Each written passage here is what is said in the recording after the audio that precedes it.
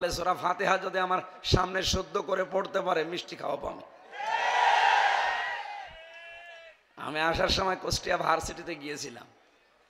যাওয়ার সময় স্যারদের জন্য মিষ্টি নিয়েছিলাম, কিন্তু নিতে আমার মনে ছিল না, গাড়িতেই ছিল। পরে যাওয়ার পরে ড্রাইভারকে বললাম এটা পাঠান, আমি তো একেবারে খালি হাতে চলে এসেছি।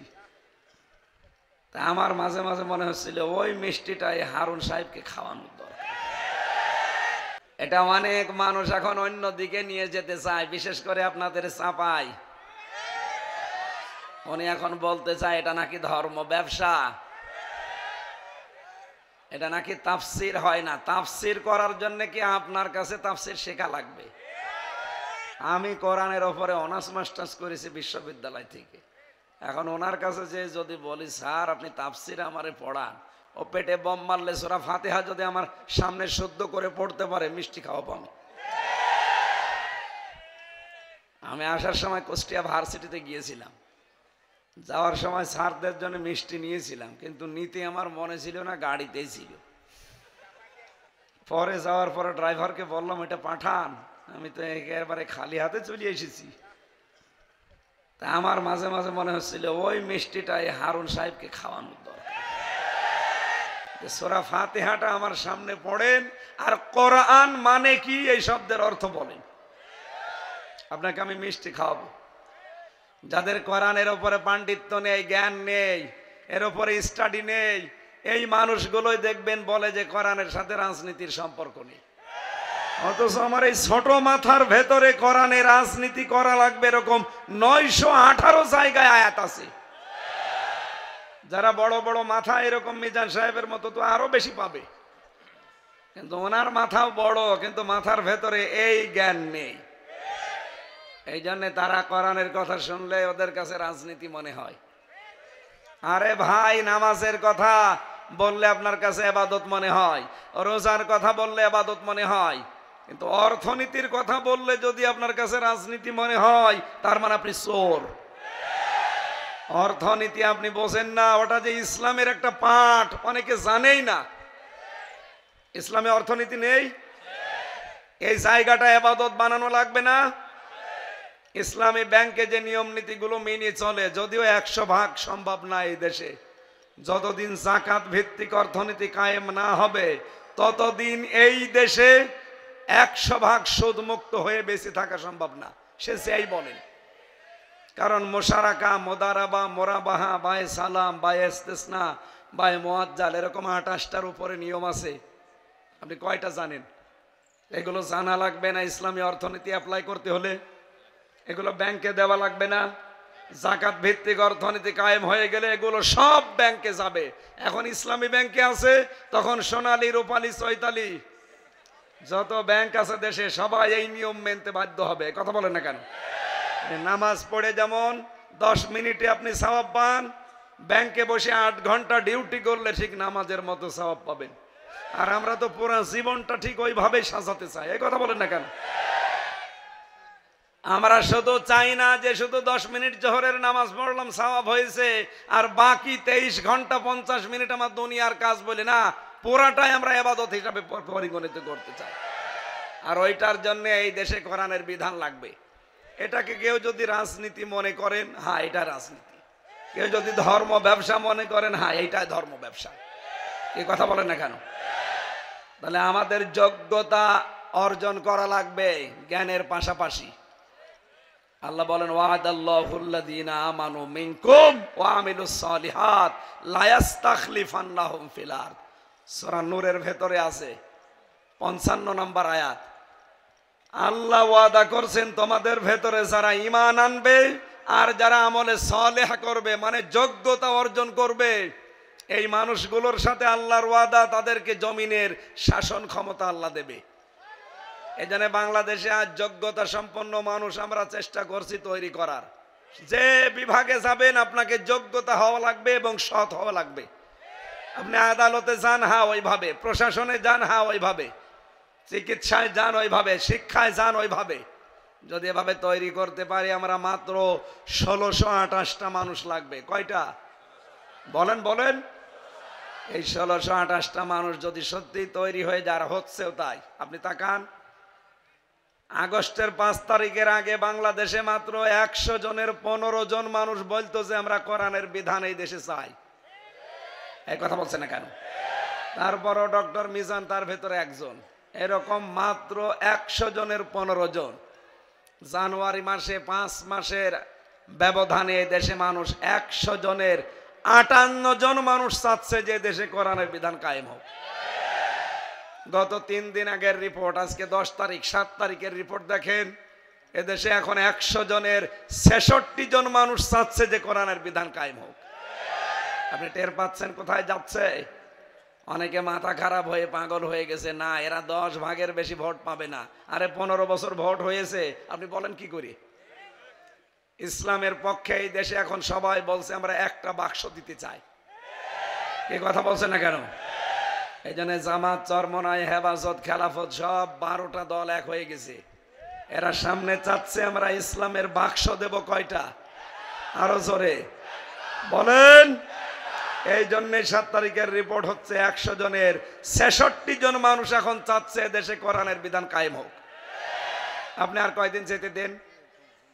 একটা বছরে যদি আপনি একটু সময় দেন, আর মানুষ যেভাবে চলছে যদি সত্যি এভাবে মন খোলাভাবে চলতে পারে, আমার বিশ্বাস 100 জনের 100 জন মানুষ চাইবে দেশে কোরআনের বিধান কায়েম হোক। কারণ মানুষ সব এখন দেখেছে 54 বছরে বাবা, কারো স্বামী, কারো বউ, কারো মেয়ে, আর চাচা 9 বছর চালিয়ে 10 বছর তো জেল খাটলো। সবার এখন দেখা শেষ আল কোরআনের বাংলাদেশ। কি কথা বলেন, কথা বলেন। আমার মনে হয় আল্লাহ যদি জান্নাত দেওয়া আরম্ভ করে তো পুলিশ দিয়ে আরম্ভ করবে, আবার জাহান্নাম যদি দেয় তো পুলিশই দেবে।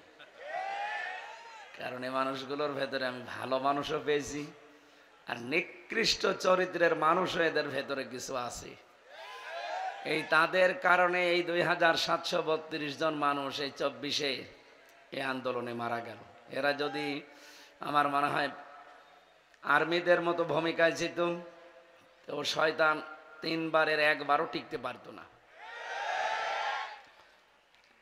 এই ডাইনি মহিলাকে টিকিয়ে রাখার পেছনে ওনাদের অনেকের ভূমিকা ছিল, সেগুলো এখন পালিয়ে বেড়াচ্ছে। কিন্তু তাদের কারণে আজ এই পবিত্র পোশাকের পর্যন্ত মানুষ এখনো পর্যন্ত মানে অন্য চোখে দেখে না। ইনাদের দোষ না। 2টা চোখকে আল্লাহর নবী জানিয়েছেন আল্লাহ জাহান্নামে দেবে না। তার একটা চোখ যারা আল্লাহর ভয়ে কন্দন করে, 2 নম্বরে যারা জনগণকে এবং দেশকে পাহারা দেওয়ার জন্য রাত জেগে থাকে, এরা সেই অবস্থায় আছে। পুলিশের চাকরিতে আমি, আমার দোলা ভাইও আছে, আমি দেখেছি এদের রাত দিন নেই, 24 ঘন্টায় ডিউটি। কে বলিস ওদের 8 ঘন্টা ডিউটি? টয়লেটে আছে, যদি বাঁশি পড়ে আমার মনে হয় ও পরিষ্কার না করে দৌড় দেওয়া লাগে। এইরকম একটা চাকরি ওদের। পুলিশের এই চাকরি শুধু চাকরি নয়, এটা একটা খেদমত, এটা একটা সেবা এবং এটা একটা ইবাদত। ওরা জনগণের জন্যে এই পুলিশ বাহিনীকে কিন্তু তৈরি করেছিল খলিফাতুল মুসলিমিন হযরত ওমর রাদিয়াল্লাহু তাআলা আনহু। কথা বোঝেন? ওনারা যদি ইনঅ্যাক্টিভ হয়ে যায়, এদেশে কাজ না করে, আপনি একদিনও সঠিকভাবে বাস করতে পারবেন না। 2-3 দিন শুধু অ্যাক্টিভ ছিল না, কি অবস্থায় ছিলাম আমরা দেখেছেন। এখনো অনেকে 100 ভাগ কাজে লাগে নাই। এই জন্যই জালেমরা এখনো উস্কানি দেওয়ার সুযোগ পাচ্ছে। এই জন্য আপনাদেরকে জানাবো, যারা বিদায় নেয় তারা যে ফিরে আসে না, এটাই বাস্তবতা। চেঙ্গিস খান, হিটলার, এরপরে এই যে পালিয়ে গেল 850 বছর আগে লক্ষণ সেন, আশরাফ ঘানি, বাশার আল আসাদ, শেখ হাসিনা, যতগুলো পালিয়েছে পৃথিবীর ইতিহাস বলছে আজও কোনো পালানো ব্যক্তি ফিরে আসে নাই, কিয়ামতের আগে ওরা আর আসবেও না।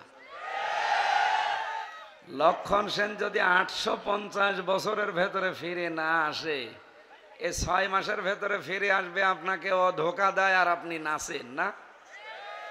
দেখছেন না এখন প্রশাসন কি আরম্ভ করেছে? যৌথ বাহিনীর কি চলছে? ডিভেল হান্ট, মানে শয়তানের খোঁজে। সুতরাং এ দেশকে যারা সত্যি অস্থিতিশীল করতে চান তারা আসলে শয়তান। কি কথা বলেন না কেন?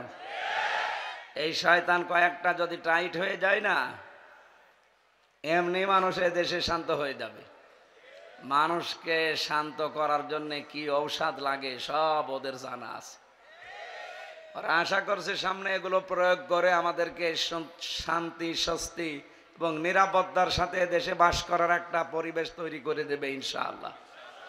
সুতরাং প্রশাসনে যারা দায়িত্বে আছেন সবার জন্য এখন মন থেকে আমরা দোয়া করছি, আল্লাহ তুমি এদেরকে ওই আগের সেই সুনামে ফিরে যাওয়ার তৌফিক দাও। আরো জোরে বলেন।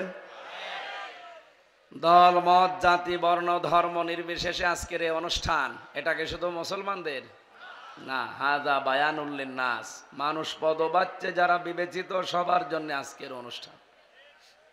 যদিও বাংলাদেশে কিছু হিন্দু ভাইদের ভোট পাওয়ার জন্যে কিছু মানুষ মুসলমান তাদের ঈমান তারা হারিয়ে ফেলে। তারা এই কথা বলে ধর্ম যার যার, উৎসব সবার। না, এই কথা ঠিক না। ধর্ম যার যার, উৎসব তার তার। এই কথা বলেন না কেন? আজকের এটা উৎসব না, এটা প্রচার। কিসের প্রচার? কোরআনের। কিসের? এই জন্য এর পড়াটা এখন ইবাদত। আপনি সেই সকাল 8টা-9টা থেকে বসে আছেন, এখন বাজে প্রায় 2:30।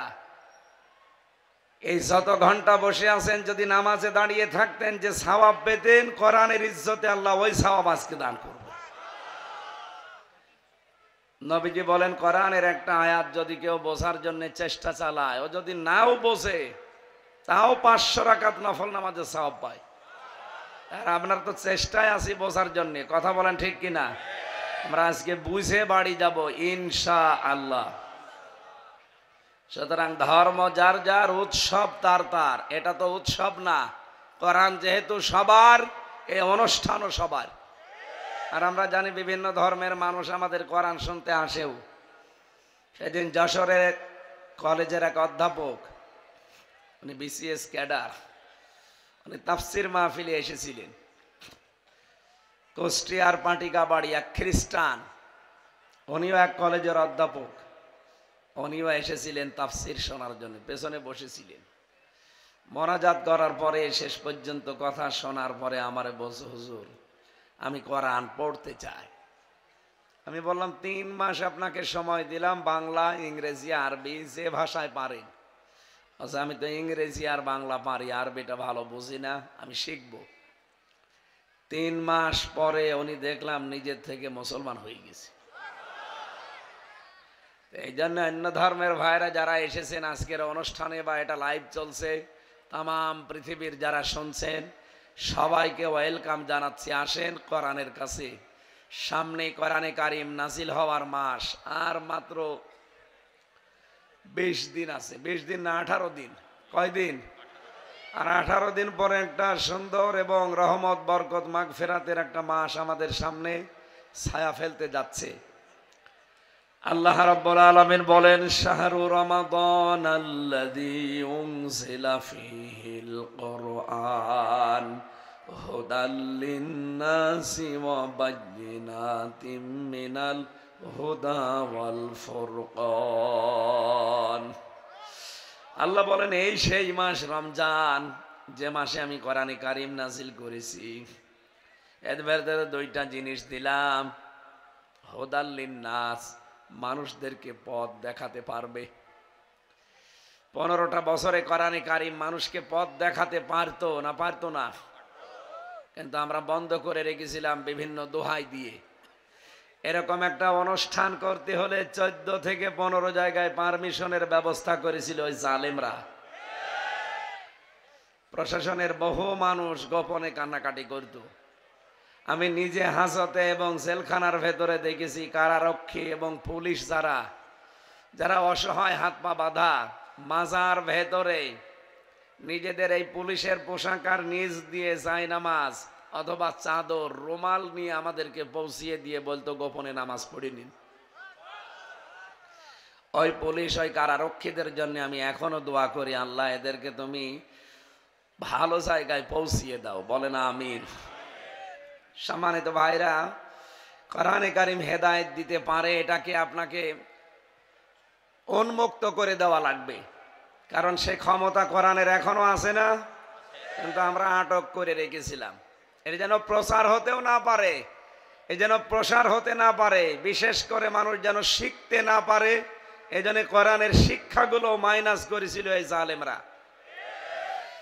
শিক্ষা ব্যবস্থায় যারা ছিল, এই যে ফিটনেসবিহীন বিএনপি, লাইসেন্সবিহীন জামাত বলতো এক মহিলা দীপমণি, শিক্ষা ব্যবস্থা ছিল না, পুরাটা ধ্বংস করে দিয়ে শিক্ষা। ওকে যেভাবে চালাইতো দাদারাও ওইভাবে চলতো। মুসলমানদের কোরআনের শিক্ষা কতগুলো ছিল আপনি বলেন? নবী জীবনী ছিল শিক্ষা নেওয়ার মতো। সত্য মিলরা মিথ্যা বললে কি হয় সেই পার্থক্যগুলো ছিল আমাদের ইসলাম শিক্ষায়। সেগুলো সব মাইনাস করে করে এমন এমন কিছু দিয়েছে যেগুলো পড়াও যায় না, পড়ানোও যায় না। আল্লাহ মনে হচ্ছে আমাদের হাতে করে বাঁচিয়ে দিয়েছেন। সামনে আমরা যারা আসবে এমন শিক্ষা চাই যে শিক্ষা পেলে মানুষ আবু বকরের মতো, ওমরের মতো তৈরি হবে ইনশাআল্লাহ। এজন্য কোরআনের হেদায়েত দেওয়ার ক্ষমতা আছে না এখনো? 2 নম্বরে ওয়াল ফুরকান, এটা সত্য মিথ্যার পার্থক্যকারী কিতাব। এই কথাটা একটু কঠিন, এটার ব্যাখ্যা বলছি এবার। কোরআনে কারিমে আল্লাহ নাম দিয়েছেন 55টা। কোরআনের নাম কয়টা? তার ভেতরে অন্যতম নাম এইটা ফুরকান। ফুরকান মানে প্রথম নাম্বার, ফুরকানের অর্থ হচ্ছে সংবিধান। ফুরকান মানে কি? এজন্য কোরআনে কারিমে ফুরকান নামে একটা সূরা আছে না, 77টা আয়াত আছে, 73টা ধারা আছে ওর ভেতরে। এই এদিকে তাকান। বাংলাদেশে যারা ডক্টর কামালের লেখা সংবিধান 54 বছর আমরা দেখলাম, কাঙ্ক্ষিত মানের কিছুই দিতে পারেনি। এই দেশে যে সংবিধান মেনে আমরা চললাম 54 বছরে, কি পেয়েছি? চোর ডাকাত হয়ে বের হয় জেল থেকে, আর ডাকাত গেলে খনি হয়ে বের হয়। এই কথা বলেন না কেন? এমনকি যারা গাঁজা খায়, আমি নিজে দেখেছি জেলখানার ভেতরে যে গাঁজার গাছ লাগিয়েছে। জেলার একদিন বলছে, আরে বিয়াদব, পুলিশে তোরে ধরে জেলে দিল গাঁজা খাস এই কারণে, আর তুই ভেতরে টবের ভেতরে গাঁজার গাছ লাগিয়েছিস, তুই পেলি কোথায় গাঁজার বীজ? বলছে, স্যার আমি ওই যে গিয়েছিলাম হাজিরা দিতে আদালতে, আমার মতো এরকম বন্ধু তো বাইরে অনেক আছে, ওই বন্ধুরা গাঁজার কিছু বীজ আমারে দিয়েছিল, আমি মুখের এই জায়গায়। পুলিশ তো কি চালাক, ওর চাইতে ওরা আরো বেশি চালাক। মানে এমন এমন জায়গায় জিনিসপত্র নেয়, পুলিশে হাত দিতেও ভয় পায়। আমি নামগুলো নাই বললাম। আমার সাথে আসার সময় ধরে ফেলেছিল কারারক্ষী একজনকে, মানে সেই লজ্জাস্থানের নিচে টাইট করে ওই যে ফিতা দিয়ে বেঁধে ভেতরে ঢুকিয়েছে, মানে ওখানে আর হাত দেবে কি করি? জেলার বলছে, তুই এই জিনিস ঢোকালি কি করে? এত পরীক্ষা নিরীক্ষা করে জেলের ভেতরে ঢোকানো হয়, মেশিনে ঢোকানো হয়, আবার উপরে দিয়ে মেশিন চালানো হয়। বলছে, আমার ওই বন্ধুরা আসার সময় আমারে কিছু বীজ গালের ভেতরে আমি নিয়েছিলাম যেন মেশিনে না উঠে। ভেতরে এসে ওইগুলো আমি এই যে টবের ভেতরে গাঁজার গাছ লাগিয়েছি 2 মাস আগে, দেখেন স্যার কত বড় হয়েছে। শয়তান। জেলার বলছে, তোর আমি আর কোন জায়গায় দেবো, আর তোরে আমি ফাঁসির কন্ডেম সেলের ভেতরে রেখে তালাবদ্ধ, তুই এখানেও গাঁজার গাছ লাগিয়ে দিয়েছিস, তোরে আর কোনো জায়গা নেই বাংলাদেশে, তোরে এখন আরো সে পাঠানো লাগবে। তো এই দেশে ডক্টর কামালের লেখা সংবিধান মেনে কি হচ্ছে? গাঁজাখোর আরো গাঁজার গাছ লাগাচ্ছে। চোর যায় ডাকাত হয়, ডাকাত যায় খুনি হয়, কারণ ওখানে এরকম বড় বড় আসামি আছে, মুকিম গাজী আছে, সুইডেন আসলাম আছে, ডেঞ্জার রাসু আছে, ভয়ঙ্কর তাজ আছে। নামগুলো শুনলেই মনে হচ্ছে খুব ভালো নাম না? নামের আগেই তাদের লকব দিয়েছে, দেখেছেন? ডেঞ্জার রাসু, 27 বছর জেল খাটতেছে। সুইডেন আসলাম, এর নামে সিনেমা তৈরি হয়। বাংলাদেশের চলচ্চিত্র জগতে একজন মরে গেছে নায়ক, মান্না, নাম শোনেননি? আপনারা তো আর এসব জগতে নেই। এ সিনেমা বানিয়েছে সুইডেন আসলামের জীবনী নিয়ে। আসলাম ভাই আমার সাথে একবার কারাগারে এই সুইডেন আসলাম এসেছিল দেখা করার জন্য। আমি তো আর নাম জানি না, চিনিও না। এমনি ভেতরে যাওয়ার পরে শুনতাম যে লোকটার 27 বছর ছেলে আছে, খুব ডেঞ্জার মানুষ। এই দেশে মার্ডার করে সুইডেনে চলে যায়, সুইডেনে মার্ডার করে এখানে চলে আসে, এইরকম ভয়ঙ্কর। চেহারাও সেই রকম উঁচা লম্বা, আর দেখলে আমি এক গ্লাস পানি আগে খাবেন। আসরের নামাজের আজান দিলে 4টার দিকে পুরা আদালত বন্ধ, পুরা জেলখানা বন্ধ করে দেয়, লক আপ লাগিয়ে দেয়। যত বড় ভিআইপি হোক 5টার পরে আর কাউকে থাকতে দেয় না বাইরে। অথচ উনি দেখলাম রাত 9টার পরে এসেছে, এসে বলছে আমির হামজা কে? এই তো আমি। একটা মাসলা জিজ্ঞাসা করব।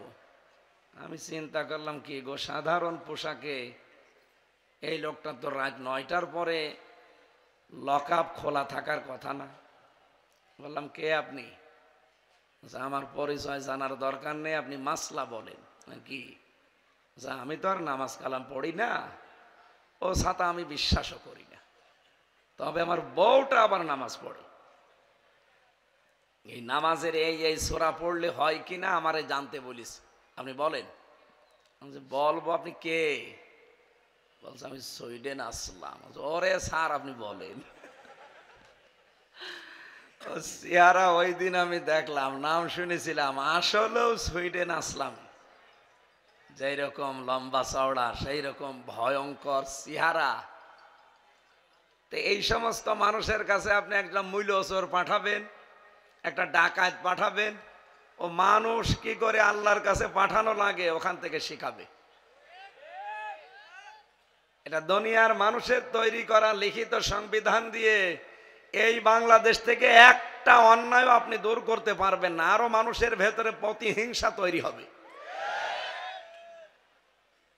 এখানে ভালো করার জন্য আল্লাহ সংবিধান দিয়েছেন, তার নাম ফুরকান। আয়াত দিয়েছেন 77টা, ধারা দিয়েছেন 73টা। আমি চিন্তা ভাবনা করে দেখেছি, এই 3 বছর আমার জেলখানার এই ফাঁসির কন্ডেম সেলের অভিজ্ঞতা, এই 73টা ধারা দিয়ে যদি বাংলাদেশের সংবিধান বানানো হয়, এই দেশে 41 সাল টার্গেট দেওয়া লাগবে না, 41 ঘন্টায় বাংলাদেশ মিনি জান্নাত হয়ে যাবে। যেহেতু সংস্কার আরম্ভ হয়েছে আর চলছে, এখন আমরা চাই যারা দায়িত্বে আছেন ডক্টর কামালের সংবিধান বাদ দিয়ে দেন। এক কথা বলেন না কেন? এটা বাদ দিয়ে আল্লাহর কোরআনের এই 73টা ধারা দিয়ে সংবিধান কায়েম করেন। বাংলাদেশ থেকে 41 ঘন্টায় যদি চুরি বন্ধ না হয়, ডাকাতি বন্ধ না হয়, ছিনতাই বন্ধ না হয়, আমি কোনোদিন কোরআনের কথা বলবো না। আল্লাহর গ্যারান্টি মিথ্যা হতে পারে? আমাদের আওয়াজ হয়তো যিনি দায়িত্বে আছেন ডক্টর মোহাম্মদ ইউনূসের কানে যাবে না, কিন্তু এটা আরশে চলে গেছে। কিয়ামতের দিন অন্তত বলতে পারবো, আল্লাহ আমরা কিন্তু কোরআনের সংবিধানের পক্ষে ছিলাম। এই কথা বলে না কেন? ইব্রাহিম আলাইহিস সালামকে আগুনে ফেলে দিয়েছিল নমরুদ। একটা ব্যাঙ পেশাব করেছিল, ব্যাঙের পেশাবে অত বড় আগুন লেভে 40 হাত উপর দিয়ে কোনো পাখি উড়ে গেলে ঝলসে পড়ে যেত, এত তেজ আগুনের। আর ব্যাঙ পেশাব করছে। জিবরাইল ডাক দিয়ে বলেছে, ব্যাঙ তোমার পেশাবে কি হবে? ব্যাঙ ওই দিন বলেছিল, ফেরেশতা আমি জানি কিছুই হবে না, কিন্তু আমার মালিক রব্বুল আলামিনকে আমি জানাতে চাই, দেখাতে চাই যে আমি কিন্তু নমরুদের বিপক্ষে আছি, ইব্রাহিমের পক্ষে আছি। আল্লাহ এত বেশি পছন্দ করেছিলেন তার এই কাজটাকে, কিয়ামত পর্যন্ত যত ব্যাঙ আসবে ব্যাঙের পেশাব আল্লাহ পাক করে দিয়েছে। আমাদের এই আওয়াজ বললাম না, হয়তো যারা দায়িত্বে এদের কানে যাবে না, হ্যাঁ যাবে, কিছু কিছু যাবে, কিন্তু আরশ পর্যন্ত চলে গেলে আমরা সার্থক। কথা বলেন ঠিক কিনা? একটা কাংলাস ফুৎকার দিয়েছিল ফেরেশতা জিবরাইল, বলে কাংলাসে ফুৎকারে তো কিছুই হবে না, বলে আমিও জানি, কিন্তু আমাদের যিনি দায়িত্বে আছে এই দেশের নমরুদকে আমরা দেখাতে চাই যে আমি তোমার পক্ষে আছি, ইব্রাহিমের বিপক্ষে আছি। এত বেশি আল্লাহ রাগ করেছিলেন তার এই অবস্থানে, ওই দিন থেকে কাংলাস দেখলে যদি কেউ এক বাড়িতে মেরে ফেলতে পারে ওর 10টা নেকি হয়। এই জন্য আমাদের উচিত হচ্ছে, যেহেতু সামনে রমজান আর কোরআনে কারিম নাজিল করে আল্লাহ নামও দিয়েছেন কোরআনের ফুরকান, নাম কি? এই ফুরকানকে আমরা সামনে সত্য আর মিথ্যার পার্থক্যকারী হিসাবে সামনে রাখতে চাই। এটা যেটা বলবে যে এটা সত্য, ওইটা নির্দ্বিধায় মেনে নেওয়া লাগবে। এটার কাছে জিজ্ঞাসা করে যেটা দেখবেন, যদি বলে এটা মিথ্যা, ওটা যদি আমার বাবাও তৈরি করে ওইটা থেকে চলে আসা লাগবে। তাহলে কোরআন আপনাকে সঠিক পথ দেখিয়ে জান্নাতে নিয়ে যাবে ইনশাআল্লাহ। আমরা দরুদ আর সালাম পাঠের মাধ্যমে আরম্ভ করছি সূরা কাহফের 107, 108 দুইটা আয়াত পড়েছি। খুব ভালো করে খেয়াল করেন, এদিকে তাকান। আমার আজকের আলোচনার বিষয়টা ভিন্ন। মনে হচ্ছে যে এটা পরিচিত এই আয়াত, তো আমিও জানি না, এর ভেতরে অনেক গুরুত্বপূর্ণ তথ্য আছে। এই এদিকে তাকান। আল্লাহ রাব্বুল আলামিন বলেন, ইন্নাল্লাযীনা আমানু, নিশ্চয় যারা ঈমান আনে, ওয়া আমিলুস সলিহাত, এরপরে ভালো কাজের আঞ্জাম দেয়, কানাত লাহুম জান্নাতুল ফিরদাউসি নুজুলা, এই মানুষগুলোর মেহমানদারি করানোর জন্য আমি জান্নাতুল ফিরদাউস রেখে দিলাম। খালিদিনা ফিহা, যারা এখানে প্রবেশ করবে, লা ইয়াবগুনা আনহা হিওয়ালা, জীবনেও কোনোদিন তাকে বের করে দেওয়া হবে না, আর সে বের হতেও চাইবে না। এটা বাংলা অর্থ ছিল। এবার আমরা তাফসিরে প্রবেশ করছি। আপনারা আছেন না এখানে? আল্লাহ পাক প্রথম শব্দে জানিয়েছেন যারা ঈমান এনেছে। ঈমান এনেছে না ঈমান পেয়েছে? আমরা এখানে যারা বসে আছি আমরা কিন্তু ঈমান আনি নাই, আমরা ঈমান পেয়েছি। কথা বলে না কেন?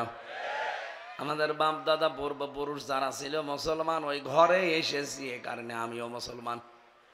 কিন্তু সাহাবায়ে কেরাম যারা ঈমান এনেছিলেন না ঈমান পেয়েছিলেন? যারা ঈমান আনে, এই যারা ঈমান আনার আগে একটা কাজ আল্লাহ আমাদেরকে আগেই দিয়ে দিয়েছেন। আমরা যারা ঈমান আনতে চাই তাদেরকে আল্লাহ জানিয়েছেন, ফামাইয়াকফুরু বিত-তাগুতি ওয়া ইউমিন বিল্লাহ, কেউ যদি ঈমান আনতে চাও তাকে প্রথম হচ্ছে তাগুত ছেড়ে দেওয়া লাগবে। তাগুত ছেড়ে দিয়ে যদি আপনি ঈমান আনতে পারেন, লাং ফিসামা লাহা, জীবনেও এই ঈমান আপনার ভঙ্গ হবে না, নষ্ট হবে না, ছিড়ে যাবে না। বলেন সুবহানাল্লাহ। এবার আসেন তো, ঈমান আনতে হলে যে তাগুত ছেড়ে দেওয়া লাগে, তাগুত কি? তাগুতের প্রথম অর্থ হচ্ছে আল্লাহর আইন যে শক্তি মানে না, অন্য কাউকে মানতেও দেয় না, ওইটার নাম তাগুত। এরকম কিছুর সাথে যদি আপনার সম্পর্ক থাকে, আপনার ঈমান টিকবে না, অবস্থার পরিবর্তনে আপনার ঈমান নষ্ট হয়ে যাবে। ও বাংলার মুসলমানেরা তাকান, এই দেশে যারা তাগুত ছেড়ে দিয়ে ঈমান এনেছিল, ওই মানুষগুলো কিন্তু জীবনে বহু ঝড় ঝাপটা গেছে, কিন্তু তাকে বাতিলরা টলাতে পারেনি। এক চুল তার ঈমান থেকে তাকে নড়াতে পারেনি। শিবিরের একজন সভাপতির নাম বলছি, ঠাকুরগাঁও বাড়ি, দেলাওয়ার হোসেন। আমার যাতে খুব বেশি হলেও 6-7 বছরের বড় হবে। এই মানুষটাকে 57 দিন রিমান্ডে নিয়েছিল জালেমরা। তার গরম করে লাল করে ওর লজ্জাস্থানে ঢুকিয়েছে। পুরুষাঙ্গ নষ্ট হয়ে গিয়েছিল, পরবর্তীতে চিকিৎসার মাধ্যমে আবার আল্লাহ ফেরত দিয়ে দিয়েছে। এই মানুষটাকে এত দিন কষ্ট দেওয়ার পরেও জালেমরা তার এক চুলও নড়াতে পারে নাই। আল্লাহ বলেন, ঈমান আনতে চাইলে আগে তাগুত ছেড়ে দিয়ে ঈমানের দাবি করো, তাহলে ওটা টিকে থাকবে। বাংলাদেশে বহু মানুষকে আমরা দেখেছি, বহু আলেম পর্যন্ত ঈমানের দাবি করে, কিন্তু তারা ঈমান আনার আগে তাগুত ছাড়ে নাই। এই যে ফরিদউদ্দিন মাসুদ, লোকটা জ্ঞানী মানুষ, ঈমানের দাবি করত তাগুত ছেড়ে না দিয়ে, আরো তাগুতের সাথে সম্পর্ক রেখে। এই জন্য দেখেন অবস্থা পাল্টিয়েছে, সেও পাল্টিয়ে গেছে। এখন তার বাতি দিয়ে খুঁজেও পাওয়া যাচ্ছে না, টর্চ লাইট মেরেও। এক কথা বলছে না কেন? কিন্তু যারা ঈমান এনেছিল, যেই মানুষগুলো তগুত ছেড়ে দিয়ে, তারা কিন্তু আর গোপনে নেই। তাকান আপনি, তাদের সব জায়গায় দেখতে পাবেন। এই জন্য আমাদের উচিত হচ্ছে ঈমান আনতে হলে তগুত ছেড়ে দেওয়া লাগবে, না তগুতের সাথে মিল করে। এখানে যারা আমরা আছি, আমরা আজকে থেকে সিদ্ধান্ত নেব যে তগুত আমরা ছেড়ে দিতে চাই, এরপর ঈমানের দাবি করতে চাই। এইরকম ঈমান যদি আনতে পারেন, ওয়ামিলুস সলিহাত, 2 নম্বরে আপনাকে ভালো কাজে আঞ্জাম দেওয়া লাগবে। সলেহ শব্দটা কোরআনে আছে। সলেহ মানে কি? আমরা এখানে যারা আছি অন্তত সবাই এক বাক্যে বলবেন, সলেহ মানে নেক কাজ, সলেহ মানে সৎ কাজ না। আধুনিক ব্যাখ্যায় সলেহ মানে যোগ্য। সলেহ মানে কি? বলেন বলেন। আপনাকে যোগ্যতা সম্পন্ন মানুষ হওয়া লাগবে। এই বাংলাদেশে অনেক দল কাজ করছে তাদের কর্মীদেরকে যোগ্য করে তোলার জন্য। আপনি কয়েকটা দলের ভেতরে দেখবেন তাদের কর্মসূচি এইটা, একেবারে প্রাথমিক জায়গা থেকে আপনারা তুলে যোগ্য করে গড়ে তুলবে। আপনি যে লাইনে যেতে চান ওই লাইনে আপনাকে তৈরি করবে। আপনি যদি চিকিৎসা বিভাগে যেতে চান, ডাক্তার হিসাবে আপনাকে দুর্নীতি মুক্ত এবং যোগ্য ডাক্তার গড়ে তুলবে। এই রাজশাহীর ডাক্তার ফাতেমা সিদ্দিকা, এই কথা বলছে না কেন? ফরিদপুরের ডাক্তার শাহিন জর্দার, খুলনার ডাক্তার মতিয়ার রহমান, এই মানুষগুলোকে গড়ে তোলা হয়েছে শুধুমাত্র দুর্নীতি মুক্ত না, এরা যোগ্য। যেই বিভাগে ওরা কাজ করছে ওই বিভাগটাকে তারা দুর্নীতি মুক্ত এবং যোগ্যতার সাথে চালাচ্ছে। এরকম মানুষ যদি বাংলাদেশে 1628টা আমরা পাই, এই দেশটা আবার দাঁড়িয়ে যাবে ইনশাআল্লাহ। এই 1628টার ভেতরে সবচাইতে গুরুত্বপূর্ণ সামনে আসতেছে 300। কত? এই 300-র ভেতরে মিজান সাহেব একজন। এই 300-র ভেতরে যদি 151 জন এই কোরআনে কারিম বুকে নিয়ে সামনের সংসদে যেতে পারে, বাংলাদেশে নামাজের ওয়াজ আর করা লাগবে না। পরের দিন দেখবেন এই দেশে নামাজ আর রাষ্ট্রীয়ভাবে কায়েম হয়ে গেছে।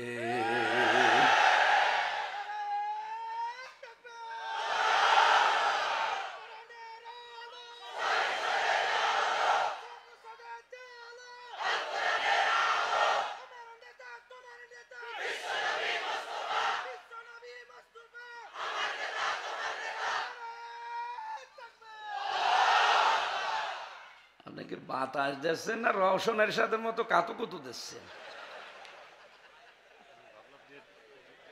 এই জায়গায় দেন। আমার মনে হয় রওশনের সাথে লাগিয়ে দিলে ও আরো জোরে দিতে পারত। কি বাতাস দিচ্ছে ছাতা! এই জায়গায় দেন, আমার গা ঘেমে যাচ্ছে, এমনি গলা বসে গেছে। দরকার আর একজনকে দেন, যুবক মানুষ দেন যার শরীরে চাচা এরশাদের মতো শক্তি আছে। চাচা এরশাদকে বলেছিল মরণের আগে, দেখেছেন 80-র উপরে বয়স, বলছে আমার যৌবন এখনো অটুট। তার মানে আমাদের চাষি আরো বাড়তো যদি বেঁচে থাকতো। চাষির আমাদের অভাব ছিল দেশে। আমার ভাইরা, এই জন্য আমরা যোগ্যতা সম্পন্ন মানুষ চাই সামনে। শুধু সৎ হলে হবে না, যোগ্য হওয়া লাগবে। সৎ তো আমরা বাইরে থেকে অনেককেই মনে করতাম। এই যে দরবেশ, কি বড় বড় দাড়ি, মাথার চুল থেকে টুপি থেকে একেবারে পা পর্যন্ত, স্যান্ডেল পর্যন্ত সাদা, ভেতরে পুরাটা কালো। এক উপস্থাপিকা অন্যের এক ব্যবসায়ীর বউকে নিয়ে আল্লাহর রাস্তায় ঘর সংসার করছিল। আর একটা স্বামী যদি তার বউকে তালাক না দেয়, তামাম দুনিয়া একদিকে হলেও আপনি তাকে বিয়ে করতে পারবেন? অথচ সেই মহিলাকে নিয়ে তার স্বামীটা এখন মুখ খোলে যে আমার বউটাও কেড়ে নিল দরবেশ। এ কি দরবেশ না ধরবেশ? ধরবেশ বলা যাবে না, এটা বেজির গু। কি কথা বলে না কেন? এই জন্য আমরা শুধু বুজুর্গ সৎ মানুষ দেখতে চাই না, চাই সে লোকটা যেন যোগ্য হয়। এই যে বললাম 300 এমপির ভেতরে যদি 151 জন তৈরি হয়, এরা যদি কোরআন বুকে নিয়ে যেতে পারে, একবার শুধু বলবে মাননীয় স্পিকার আমরা নামাজের বিল চাই। উনি যদি বলে কারা কারা রাজি আছেন হাত তোলেন। এই আপনাদের দরকার নেই, আপনার হাতে কোনো কাজ আছে? হাত দরকার মিজান সাহেবের। এরকম ডক্টর মিজানের মতো 151 জন যদি বলে মাননীয় স্পিকার আমরা নামাজের বিল চাই, উনি তার পরের দিন কায়েম করে দেবে। এ দেশে নামাজের ওয়াজ আর করা লাগবে? আপনি ভোট দিয়েছিলেন মাত্র ওনারে একটা, 18 কোটি মানুষ নামাজ পড়লে যে সওয়াব হয়, প্রতিদিন ওই সওয়াব আপনার আমল নামায় লেখা হবে।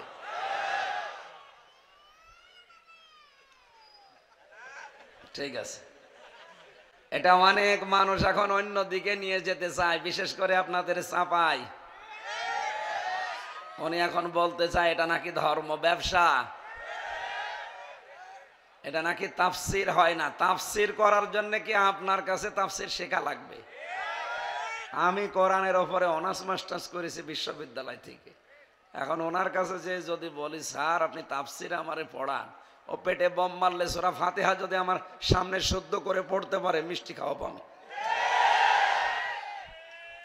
আমি আসার সময় কুষ্টিয়া ভার্সিটিতে গিয়েছিলাম, যাওয়ার সময় স্যারদের জন্য মিষ্টি নিয়েছিলাম, কিন্তু নিতে আমার মনে ছিল না, গাড়িতেই ছিল।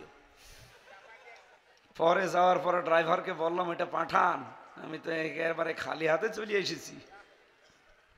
তা আমার মাঝে মাঝে মনে হচ্ছিল ওই মিষ্টিটাই হারুন সাহেবকে খাওয়ানোর দরকার।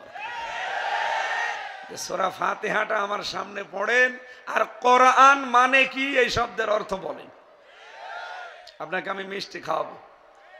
যাদের কোরআনের উপরে পাণ্ডিত্য নেই, জ্ঞান নেই, এর উপরে স্টাডি নেই, এই মানুষগুলোই দেখবেন বলে যে কোরআনের সাথে রাজনীতির সম্পর্ক নেই। অথচ আমার এই ছোট মাথার ভেতরে কোরআনে রাজনীতি করা লাগবে এরকম 918 জায়গায় আয়াত আছে। যারা বড় বড় মাথা এরকম মিজান সাহেবের মতো তো আরো বেশি পাবে, কিন্তু ওনার মাথাও বড়, কিন্তু মাথার ভেতরে এই জ্ঞান নেই। এই জন্য তারা কোরআনের কথা শুনলে ওদের কাছে রাজনীতি মনে হয়। আরে ভাই, নামাজের কথা বললে আপনার কাছে ইবাদত মনে হয়, রোজার কথা বললে ইবাদত মনে হয়, কিন্তু অর্থনীতির কথা বললে যদি আপনার কাছে রাজনীতি মনে হয়, তার মানে আপনি চোর। অর্থনীতি আপনি বোঝেন না, ওটা যে ইসলামের একটা পাঠ, অনেকে জানেই না। ইসলামে অর্থনীতি নেই, এই জায়গাটা ইবাদত বানানো লাগবে না। ইসলামী ব্যাংকে যে নিয়ম নীতিগুলো মেনে চলে, যদিও 100% সম্ভব না এই দেশে, যতদিন যাকাত ভিত্তিক অর্থনীতি কায়েম না হবে ততদিন এই দেশে 100% সুদ মুক্ত হয়ে বেঁচে থাকা সম্ভব না। সে সেই বলেন, কারণ মোশারাকা, মোদারাবা, মোরাবাহা, বায়ে সালাম, বায়ে ইস্তেসনা, বায়ে মুআজ্জাল, এরকম 28টার উপরে নিয়ম আছে। আপনি কয়টা জানেন? এগুলো জানা লাগবে না ইসলামী অর্থনীতি অ্যাপ্লাই করতে হলে? এগুলো ব্যাংকে দেওয়া লাগবে না? যাকাত ভিত্তিক অর্থনীতি কায়েম হয়ে গেলে এগুলো সব ব্যাংকে যাবে। এখন ইসলামী ব্যাংকে আছে, তখন সোনালী, রূপালী, চৈতালি যত ব্যাংক আছে দেশে সবাই এই নিয়ম মেনতে বাধ্য হবে। কথা বলেন না কেন? নামাজ পড়ে যেমন 10 মিনিটে আপনি সওয়াব পান, ব্যাংকে বসে 8 ঘন্টা ডিউটি করলে ঠিক নামাজের মতো সওয়াব পাবেন। আর আমরা তো পুরো জীবনটা ঠিক ওইভাবেই সাজাতে চাই। এই কথা বলেন না কেন? আমরা শুধু চাই না যে শুধু 10 মিনিট জোহরের নামাজ পড়লাম সওয়াব হয়েছে, আর বাকি 23 ঘন্টা 50 মিনিট আমার দুনিয়ার কাজ বলে না, পুরাটাই আমরা ইবাদত হিসাবে পরিগণিত করতে চাই। আর ওইটার জন্য এই দেশে কোরআনের বিধান লাগবে। এটাকে কেউ যদি রাজনীতি মনে করেন, হ্যাঁ এটা রাজনীতি। কেউ যদি ধর্ম ব্যবসা মনে করেন, হ্যাঁ এইটাই ধর্ম ব্যবসা। এই কথা বলেন না কেন? তাহলে আমাদের যোগ্যতা অর্জন করা লাগবে জ্ঞানের পাশাপাশি। আল্লাহ বলেন ওয়াদাল্লাহুল্লাযীনা আমানু মিনকুম ওয়া আমিলুস সালিহাত লা ইস্তাখলিফান্নাহুম ফিল আরদ। সূরা নূরের ভেতরে আছে 55 নম্বর আয়াত। আল্লাহ ওয়াদা করছেন তোমাদের ভেতরে যারা ঈমান আনবে আর যারা আমলে সালেহ করবে, মানে যোগ্যতা অর্জন করবে, এই মানুষগুলোর সাথে আল্লাহর ওয়াদা তাদেরকে জমিনের শাসন ক্ষমতা আল্লাহ দেবে। এই জন্য বাংলাদেশে আজ যোগ্যতা সম্পন্ন মানুষ আমরা চেষ্টা করছি তৈরি করার। যে বিভাগে যাবেন আপনাকে যোগ্যতা হওয়া লাগবে এবং সৎ হওয়া লাগবে। আপনি আদালতে যান, হ্যাঁ ওইভাবে, প্রশাসনে যান, হ্যাঁ ওইভাবে, চিকিৎসায় যান ওইভাবে, শিক্ষায় যান ওইভাবে। যদি এভাবে তৈরি করতে পারি আমরা, মাত্র 1628টা মানুষ লাগবে। কয়টা বলেন বলেন? এই 1628টা মানুষ যদি সত্যি তৈরি হয়ে যার, হচ্ছেও তাই। আপনি তাকান, আগস্টের 5 তারিখের আগে বাংলাদেশে মাত্র 100 জনের 15 জন মানুষ বলতো যে আমরা কোরআনের বিধান এই দেশে চাই। এই কথা বলছে না কেন? তারপরও ডক্টর মিজান তার ভেতরে একজন। এরকম মাত্র 100 জনের 15 জন। জানুয়ারি মাসে 5 মাসের ব্যবধানে দেশে মানুষ 100 জনের 58 জন মানুষ চাচ্ছে যে দেশে কোরআনের বিধান কায়েম হোক। গত 3 দিন আগের রিপোর্ট, আজকে 10 তারিখ, 7 তারিখের রিপোর্ট দেখেন, এদেশে এখন 100 জনের 66 জন মানুষ চাচ্ছে যে কোরআনের বিধান কায়েম হোক। আপনি টের পাচ্ছেন কোথায় যাচ্ছে? অনেকে মাথা খারাপ হয়ে পাগল হয়ে গেছে, না এরা 10 ভাগের বেশি ভোট পাবে না। আরে 15 বছর ভোট হয়েছে, আপনি বলেন কি করি? ইসলামের পক্ষে এই দেশে এখন সবাই বলছে আমরা একটা বাক্স দিতে চাই। এই কথা বলছে না কেন? এই জন্য জামাত, চরমনাই, হেফাজত, খেলাফত সব 12টা দল এক হয়ে গেছে। এরা সামনে চাচ্ছে আমরা ইসলামের বাক্স দেব। কয়টা? আরো জোরে বলেন। এই জন্য 7 তারিখের রিপোর্ট হচ্ছে 100 জনের 66 জন মানুষ এখন চাচ্ছে দেশে কোরআনের বিধান কায়েম হোক। আপনি আর কয়দিন যেতে দেন? একটা বছরে যদি আপনি একটু সময় দেন, আর মানুষ যেভাবে চলছে যদি সত্যি এভাবে মন খোলাভাবে চলতে পারে, আমার বিশ্বাস 100 জনের 100 জন মানুষ চাইবে দেশে কোরআনের বিধান কায়েম হোক। কারণ মানুষ সব এখন দেখেছে 54 বছরে বাবা, কারো স্বামী, কারো বউ, কারো মেয়ে, আর চাচা 9 বছর চালিয়ে 10 বছর তো জেল খাটলো। সবার এখন দেখা শেষ আল কোরআনের বাংলাদেশ। কি কথা বলেন? কথা বলেন। এটা এখন দেখতে বাকি আছে, আর এই জন্য আমরা মানুষ তৈরি করতে চাই। সুতরাং ইমানের পাশাপাশি আমাদের যোগ্যতা লাগবে না? বলেন বলেন। যে যেখানে আছেন যোগ্যতা অর্জন করবেন ওই জায়গায়। আপনি যদি রাস্তা ঝাড়ু দেন কোনো অসুবিধা নেই, আপনি ওই জায়গার জন্য রাজা। রাস্তাটা ভালো করে ঝাড়ু দেওয়া শিখবেন। যদি পায়খানা পরিষ্কার করা আপনার দায়িত্ব হয়, ওটা ভালো কাজ, কোনো খারাপ কাজ নেই, ওইটাও যেন ভালো করে করা যায়। পুলিশ ভাইরা যে দায়িত্ব পালন করছেন, যদি 8টা ঘন্টা না, আমাদের বললাম ডিউটি শেষ নেই, যদি সত্যি এটা ইবাদত হিসাবে পালন করে থাকে 24 ঘন্টা নামাজ পড়ার মতো সওয়াব পাওয়া যাবে। এই জন্য আমরা প্রত্যেকটি মানুষ ওই জায়গায় যোগ্যতা এবং সৎ মানুষ নিয়োগ করতে চেষ্টা চালাচ্ছি। আল্লাহ যেন আমাদের তৌফিক দেন। সামনের দেশটা অন্তত চর্ম চোখে যেন দেখতে পারি যে দেশটা কোরআন দিয়ে চলছে। বলেন আমিন। আমি জান্নাতের কথা যেহেতু তুলেছি, জান্নাত আমরা অনেকেই জানি যে জান্নাত 8টা না। এই যে পুলিশ বসে আছে, উনি বাংলা শিক্ষিত মানুষ, ওনারা জিজ্ঞাসা করেন, এমনকি হুজুর, খেজুর হুজুর না, জিজ্ঞাসা করেন যে জান্নাত কয়টা, এরা বলবে 8টা। কোনদিন পড়েছে? পড়েনি, শোনা। আমিও এতদিন শুনি কোরআনে কারিমে দেখি না জান্নাত একটা, জান্নাতের স্তর 100টা। কয়টা? জাহান্নাম একটা, জাহান্নামের স্তর 70টা।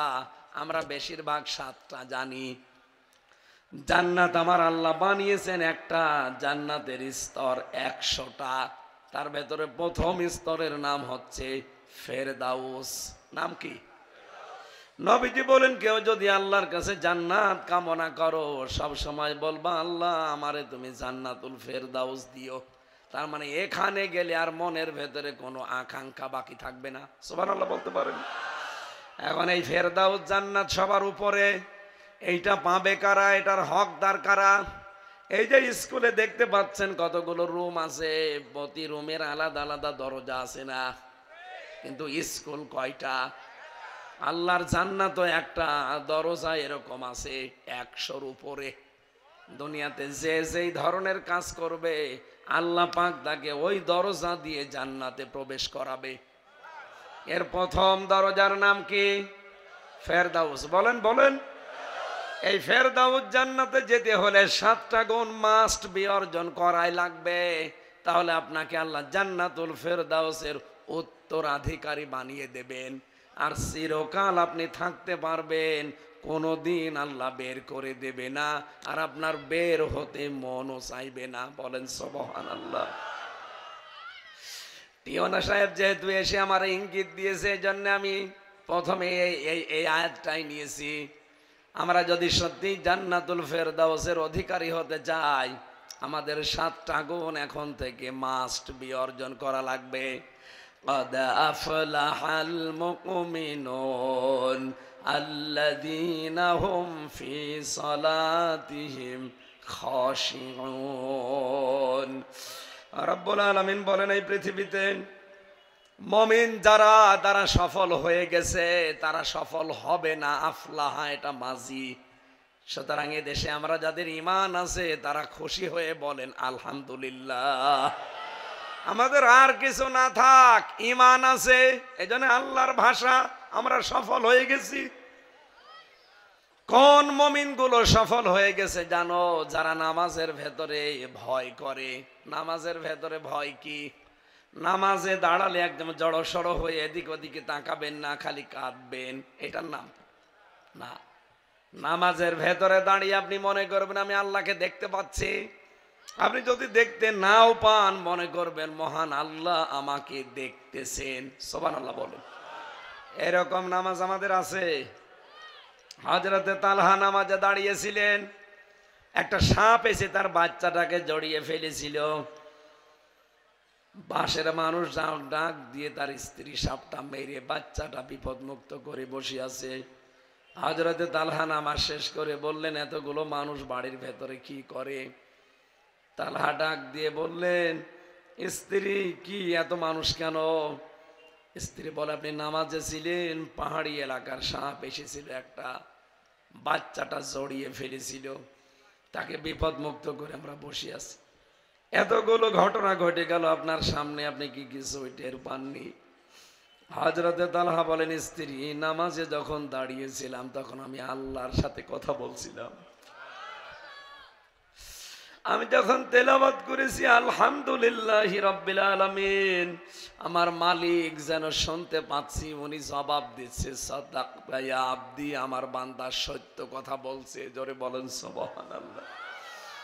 ও স্ত্রী, নামাজে দাঁড়িয়ে আমার আল্লাহর সাথে কথা হয়। নামাজে যদি মন এদিকে ওদিকে চলে যায়, ওই নামাজ আর নামাজ থাকে না।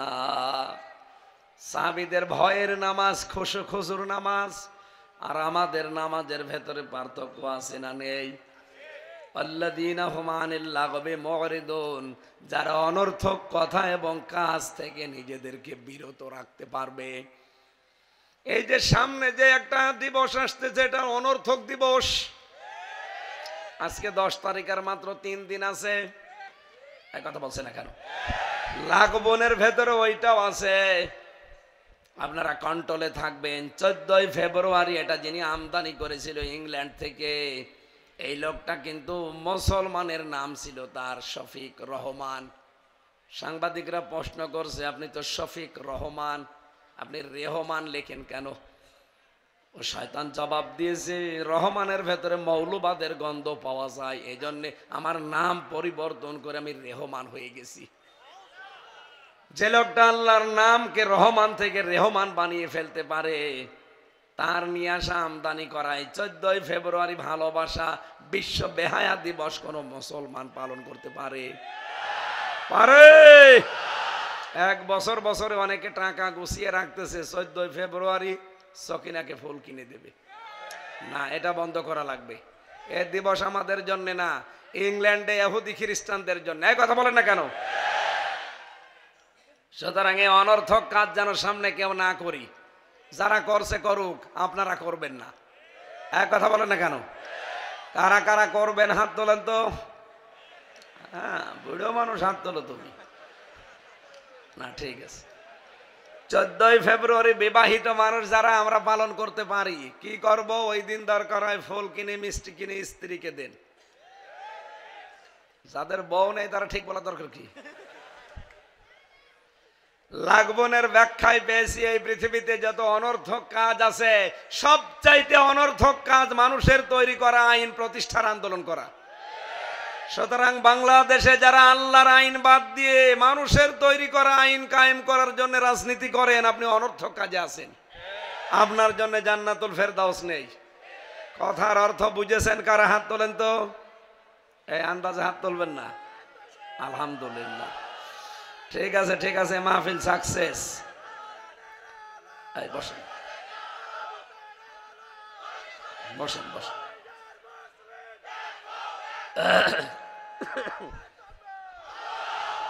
আলহামদুলিল্লাহ, আমি যা বোঝাতে চেয়েছি বুঝে ফেলেছেন নাকি? অনর্থক কোন কাজে কথায় আমরা নেই। আছেন? এমন কথা বলবেন না যে কথা দুনিয়া আখেরাতের কাজ হয় না, দরকার নেই, চুপ করে থাকবেন। মাং সমাতা না যা, নবীজি বলেন যে চুপ থাকে সে নাজাত পাওয়ার একটা পথ পায়।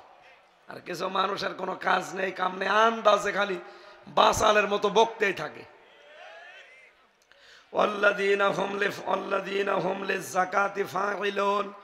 যারা তাদের জাকাতের কর্মপন্থায় যারা তৎপর। জাকাত মানে শুধু সম্পদের জাকাত না, আমাদের শরীরের জাকাত আছে না?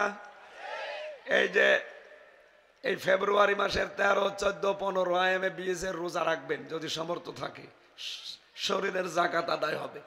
সর্বোপরি সামনে রমজান মাস, 1 মাস রোজা রাখা যাবে না? পৃথিবীর প্রতিটি জিনিসের জাকাত আছে, শুধুমাত্র টাকা পয়সার সোনা গহনার জাকাত না, প্রত্যেকটি জিনিসের জাকাত দেওয়া লাগবে। আমরা যেন জাকাতের কর্মপন্থায় সামনে তৎপর হতে পারি। ওয়াল্লাযীনা হুম লিফুরুজিহিম হাফিজুন, যারা তাদের লজ্জা স্থানের হেফাজত করে। আর এটা এখন সবচাইতে বেশি দরকার। এই কথা বলে না কেন? সুতরাং 14 ফেব্রুয়ারি আবার বলছি, পালন করবেন। কত মানুষ এই দিন যে ইজ্জত দেবে, ইজ্জত হারাবে আল্লাহ জানে। আমরা যেহেতু জান্নাতুল ফেরদাউসের অধিকারী হতে চাই, এই দরজা দিয়ে প্রবেশ করতে চাই, অবশ্যই অবশ্যই আমাদেরকে লজ্জা স্থান পবিত্র রাখা লাগবে। নিজের স্ত্রী বাদ দিয়ে অন্য কারো সাথে যাদের লাইন আছে এই মুহূর্তে লাইন কেটে দিন। মোবাইলে যাদের অন্য কারো, বিশেষ করে ভাবির নাম্বার, মানে প্রতিবেশী ভাবি, আর যাদের অন্যের স্ত্রীর নাম্বার সেভ করা আছে এখনই ডিলিট করা লাগবে। কারা কারা করবেন হাত তোলেন। কার নাম্বার আছে আপনার?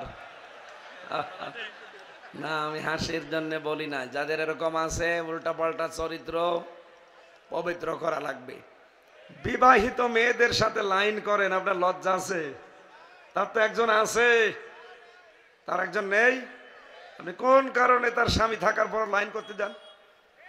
তার স্বামী যতদিন বাদ না দেবে ততদিন আপনি বিয়ে করতে পারবেন না, আর তাকে না পাওয়ার জন্য যন্ত্রণায় মরা লাগবে। সুতরাং বিবাহিত মেয়েদের সাথে যারা লাইন করে, এর মতো ইতর আর এর মতো ছোট লোক, এই কথা বলছে না কেন? এ জেলায় হয়তো এগুলো নেই, আছে। আজ মানুষের লজ্জা স্থান নষ্ট করার জন্য ভারতের যতগুলো চ্যানেল আকাশ সংস্কৃতির নামে, বিশেষ করে এই দেশ থেকে সোনা চলে যায়, রূপা চলে যায়, তামা চলে যায়, আর ওই দেশ থেকে আসে ডাল আর গাঁজা। কি ডাল আর বাবা আসে না? যাদের ধর্মে ডাল খাওয়া, গাঁজা খাওয়া, বাবা খাওয়া, মদ খাওয়া জায়েজ আছে, তারা খাক। কি নেই ওদের ধর্মে? আছে। কিন্তু আমরা যারা মুসলিম দাবি করি, আমাদের আছে? বলেন বলেন। নিজেদেরকে কন্ট্রোল করেন ভাই। বিশ্বনবী জানিয়েছেন, মাদক দ্রব্য যারা 1 গ্লাস পরিমাণে খাবে, কিয়ামতের দিন তাদের এই রক্ত পুষ শরীর থেকে বের করে গরম করে আল্লাহ তার মুখে ঢালবে। যদি বিশ্বাস করে থাকেন এই কাজে যারা আছেন, শয়তান হয়তো ধোঁকা দিয়ে করাচ্ছে, এক্ষুনি থেমে যাবেন। আল্লাহ আমাদের বাঁচাও, বলেন আমিন। নিজের জায়েজ স্ত্রী ছাড়া কোনো দিকে মন দেওয়া যাবে না ভাই। যদি শয়তান এগুলো দেয়ও, নিজেকে কন্ট্রোল করেন। নিজের চক্ষুকে নিম্নগামী করবেন, আর একটু নিজেকে নিয়ে ভাবেন, আমি তো দুইটা বিষয় লক্ষ্য করে দেখি, মানুষ যদি সত্যি একটু চিন্তা করে যে আমি লজ্জাস্থানকে সত্যি আমার কষ্ট হলো আমি হেফাজত করব। আর আমার জন্য আল্লাহ যাকে বরাদ্দ দিয়েছে এইটা বাদ দিয়ে কারো দিকে আমি এই নজরে তাকাবো না, ওর জেনা থেকে বেঁচে থাকা সম্ভব। একটু চেষ্টা করেন, মাত্র 2-3 সপ্তাহ, 15 দিন বা 21 দিন একাধারে চেষ্টা চালাবেন, আপনার ভেতরে আল্লাহ একটা অনির্বচন সুখ তৈরি করে দেবে। তখন অন্যের স্ত্রী দেখলে আপনার আরো খারাপ লাগবে। আল্লাহ আমাদেরকে এরকম একটা মন তৈরি করে দাও, বলেন আমিন। এরপরে আমরা পেয়েছিলাম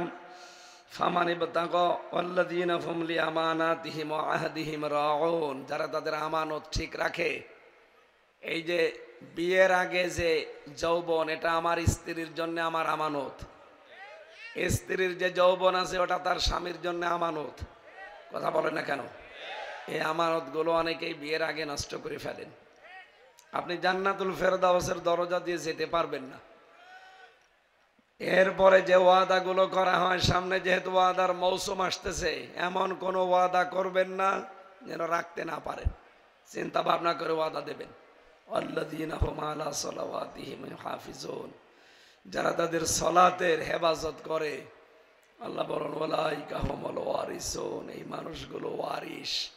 আল্লাযীনা ইয়ারিসুনাল ফিরদাউস হুম ফিহা খালিদুন, এরা জান্নাতুল ফেরদাউস নামে যে দরজা, এই জান্নাতের তারা ওয়ারিস, চিরকাল সেখানে থাকবে।